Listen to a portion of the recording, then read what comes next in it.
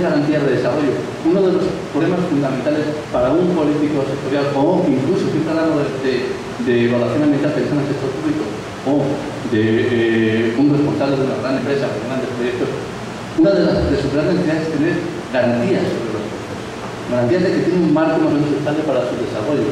Entonces, si somos capaces de fortalecer nuestra planificación, porque hemos incorporado criterios ambientales que sabemos que son una cierta garantía de aceptación, en esa medida estamos fortaleciendo el proceso de planificación.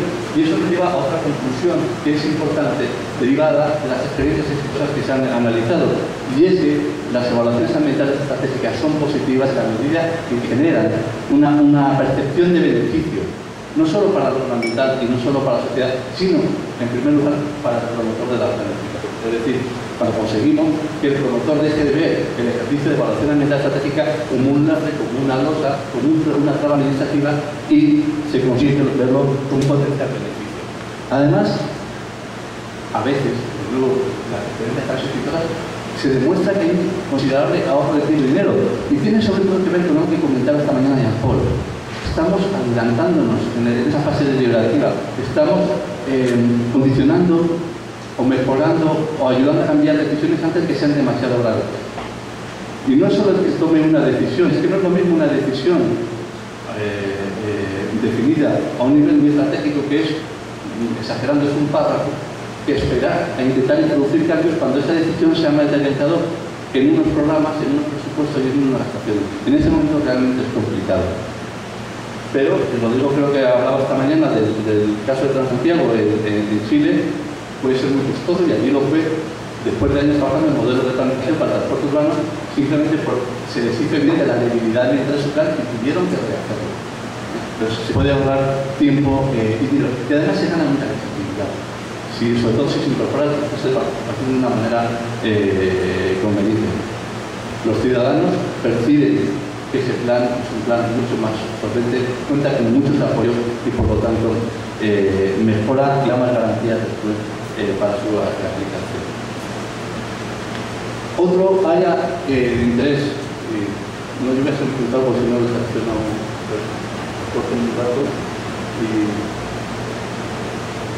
y lo que queréis saber, deseo que lo habéis robado tiempo y lo leéis en el documento que se hemos pasado. Otro aspecto importante, donde sacan conclusiones interesantes al hacer la revisión, tiene que ver con el marco legal. ¿Cuál es el marco legal? Esto es absolutamente diverso. Encontramos en Dinamarca simplemente en el año 93 una orden administrativa que se refería a la elaboración de leyes y proyectos de ley. Pero naturalmente nos encontramos con otras excepciones. Tenemos casos en los que hay leyes, es el caso de los países de la Unión Europea, Estados Unidos, etcétera, etcétera, o otro tipo de órdenes administrativas, órdenes ministeriales. Es como funciona en Canadá y funciona razonablemente bien, o funciona bien, tienen ya mucha experiencia. Pero lo que sí que sacamos es una conclusión clara. Es necesario que haya un marco regulatorio, porque lo que no puede desarrollarse es la IAE en un proceso de conclusión. Y voy a poner los ejemplos que me van a permitir los compañeros suyos que están aquí, porque se refieren de distintos países, y como lo conozco, dos casos de dos países son Uruguay y República Dominicana. No sé qué, lo que hay realmente está establecido normativamente el instrumento de evaluación ambiental estratégica, pero no está regulado, no existe una mínima regulación y por lo tanto existe confusión de esta forma. En Uruguay y República Dominicana, vamos, la experiencia que estamos teniendo, yo creo que está ahí. Es decir, y eso no quiere decir ni que la IAE sea obligada, puede ser un instrumento voluntario, puede ser un instrumento muy normativo, puede ser lo que sea, pero lo que es importante es que haya claridad, que no haya confusión, porque si no, vamos a caer en lo que justamente hemos visto antes, que es uno de los, o no vamos a alcanzar uno de los puntos positivos de la IAE. La IAE va a triunfar o va a tener posibilidades de éxito cuando se percibe un beneficio por parte tanto de la sociedad como del órgano ambiental como del promotor. Y el promotor del plan necesita un marco claro, el que sea.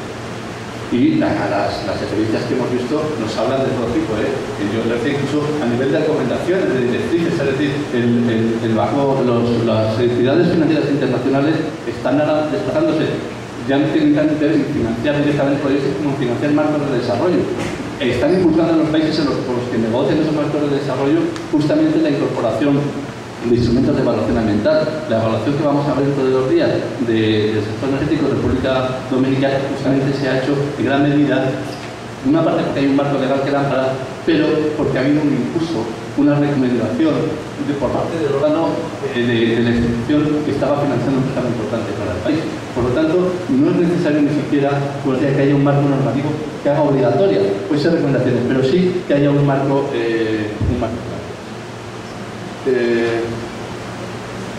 déjenme que haga así un repasito rápido para cerrar, porque lo que no quisiera yo es quitarles tiempo del ejercicio. Y yo iba a hacer un repaso de lo que es la directiva EAE, pero me parece que seguramente Pilar les va a hacer una explicación mucho más clara en el caso de la normativa española, que es una transposición de la directiva EAE, y por lo tanto esa parte me la puedo tratar. Y quizás sí acabar, vamos a ver, ¿en qué he decidido acabar?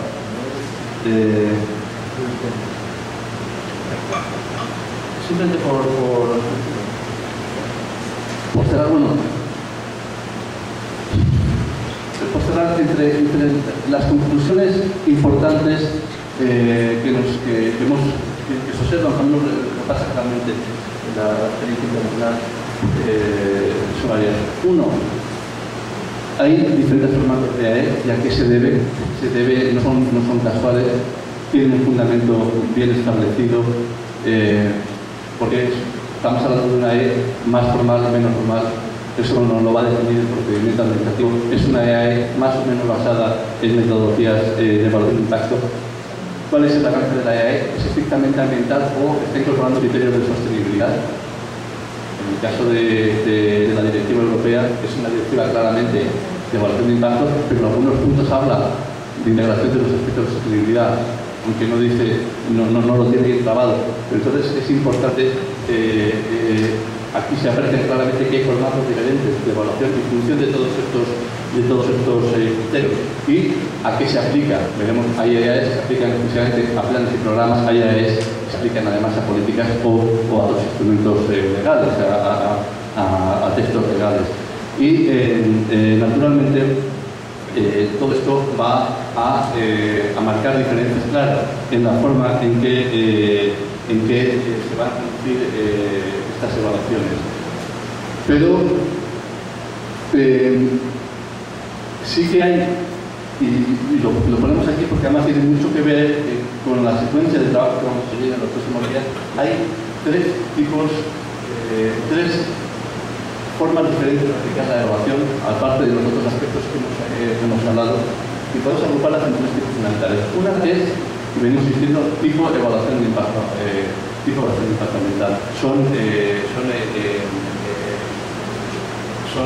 modelos en los que se están muy orientados a evaluar los efectos ambientales del plan y tienden a actuar en fases finales del proceso de planificación, es decir, tienen un cierto regusto expuesto a la evaluación de impacto y por lo tanto su capacidad de planificación en general es menor. Hay otro tipo de planificaciones y es interesante porque tiene que ver, algunos de las expresiones o de los términos que yo les ponía en la primera diapositiva se refiere a este tipo de evaluaciones de tipo paralelo. Por ejemplo, lo que yo os hablaba de los informes del estado del medio ambiente u otro tipo de evaluaciones ambientales en las cuales no participa el promotor. Se hacen en paralelo al promotor, lo hace directamente un norma ambiental, o sea, simplemente general, hacen una valoración, hacen una evaluación que es completamente ajena al propio decisor.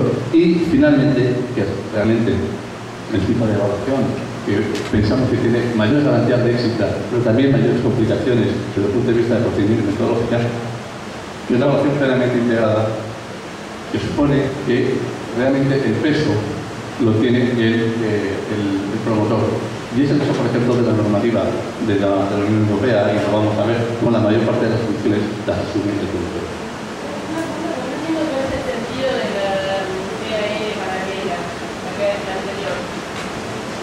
Yo te pongo el ejemplo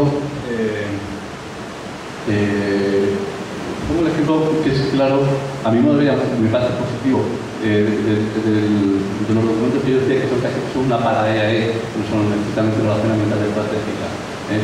En este caso, el Consejo de Ministros Europeo encarga que se haga sin poner, luego desarrollar su cuarta edición, además lo tienen dos en versión en castellano, y ese es un proceso que es que naturalmente se ha encargado a unas administraciones, unas instituciones y a los técnicos, a los propios decisores, hacen una evaluación en este caso del estado de medio ambiente y hacen una serie de recomendaciones. En este caso ni siquiera, como decía antes, está ligado a un proceso concreto de decisión, pero sirve de base para eso. De aquí se pueden derivar claramente recomendaciones. Es como yo, por buscar también una equivalencia a otro nivel, nosotros tuvimos una experiencia que por otra parte demostró ser muy sencilla hace muchos años. Nos pidieron, la única vez que nos pidieron por parte de un grupo de afectados que hiciéramos un informe de alegaciones a la evaluación de impacto ambiental que se hizo un proyecto de ampliación que había de aeropuerto de Barajas que luego no se llegó a hacer. Entonces, en esa fase de alegaciones nosotros trabajamos completamente al margen del promotor que había hecho su propio estudio de impacto ambiental, es decir, poniendo un caso que es el caso de unas alegaciones normales, y ahí uno hace una serie de observaciones y hace una serie de recomendaciones. Tiene fundamentalmente ese sentido, es decir, es un órgano aparte, independiente, que analiza el problema desde su perspectiva y genera una serie de... Bueno, pues, simplificadamente, sí.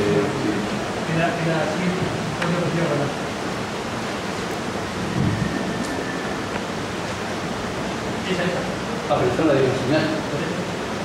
Creo que una pregunta sobre la participación pública, pero que quede lo mismo de la importancia, estamos hablando de un proceso estratégico donde hay que tomar decisiones sobre planes de programas estratégicas, no a nivel de detalle, el principio de evaluación de impacto, no nada, y se pide participación pública.